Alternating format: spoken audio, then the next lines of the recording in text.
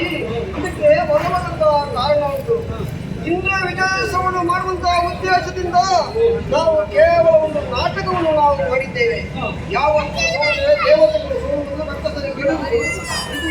ಆಗಬಾರದು, ದೇವತೆಗಳು ಗೆಲ್ಲಬೇಕು ಮಾಡುವಂತಹ ಉದ್ದೇಶದಿಂದ ನಮ್ಮವರ ಅಗ್ನಿಯಲ್ಲಿ ರಕ್ತದ ವೇಷವನ್ನು ಧರಿಸಿ ನಮ್ಮೊಳಗೆ ಯುದ್ಧವನ್ನು ಮಾಡಿ ಆ ರಕ್ಕಸರನ್ನು ಸೋಲಿಸಿ ಇಂದ್ರಿಯ ವಿಜಯೋತ್ಸವವನ್ನು ನಾವು ಮಾಡುತ್ತಿದ್ದೇವೆ, ಸಂಭ್ರಮದಲ್ಲಿ ಇದ್ದೇವೆ.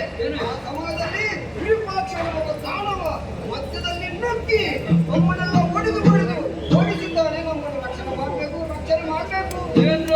ಈ ಕ್ಷೇತ್ರಕ್ಕೆ ಬಂದ ಮೇಲೆ ಯಾವ ರೀತಿಯ ಬೇಸವು ಇರಲಿಕ್ಕಿಲ್ಲ, ಎಲ್ಲ ಕಷ್ಟ ದೂರವಾಗ್ತದೆ. ಅದಕ್ಕೆ ಪರಿಹಾರ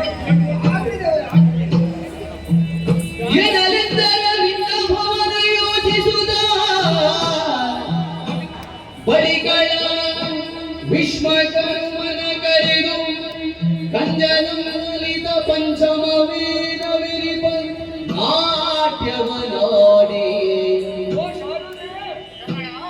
ಆಡಿ ಬಣಗಳು ಪಾದದಂದನಿ ಭವ್ಯ ಭದ್ರಕಾರದಿಂದ ಬಲಿದು ಇಳಿಯೊಳಗಿರದ ನಾಟ್ಯ ಮಂದಿರ ಸರ್ವಕಲೆ ಆಗರವಾಗಿ ವಿರಚಿಸಿದ್ದನ ದೋಷದ ವಿಶ್ವಕರ್ಮವಾದಾಜ್ಞೆಯದ ವಹಿಸುತ್ತ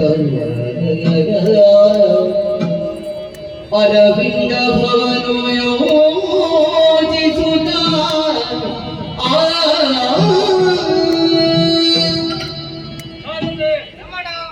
ದೇವತೆಗಳಿಗೆ ಅಭೇದವಾಗಿ ನೀಡಿದವರು ಆಗಿರುವುದಕ್ಕೆ ದಾರಿಯನ್ನು ನೋಡಿದ್ರೆ ಕಲೆಯನ್ನು ಆಸ್ವಾದಿಸುವಂತ ಆ ಮನೋಭಾವನೆ, ಆ ಮನಸ್ಸು ನಾಡಿನ ಲೋಕಕ್ಕೆ ಬರಬೇಕು ಎನ್ನುತ್ತಾ ಈ ದೂರದೃಷ್ಟಿಯಿಂದ ಒಂದು ವಿಶೇಷವಾದಂತ ಒಂದು ದಾರಿಯನ್ನು ಕಂಡುಕೊಂಡಿದ್ದೇನೆ. ಈ ಹಿಂದೆ ಪರಮೇಶ್ವರ ಡಮರುಗುಂದು ಹೊರಡುತ್ತಾ ಶಬ್ದದಿದ್ದರೆ ನೋಡಿದ ತಾಂಡವ ನೃತ್ಯ, ಅದುವೇ ಶಿವತಾಂಡವ, ಭರತ ಮುನಿಂದ ಪ್ರಣೀತವಾದಂತಹ ಭರತನಾಟ್ಯ.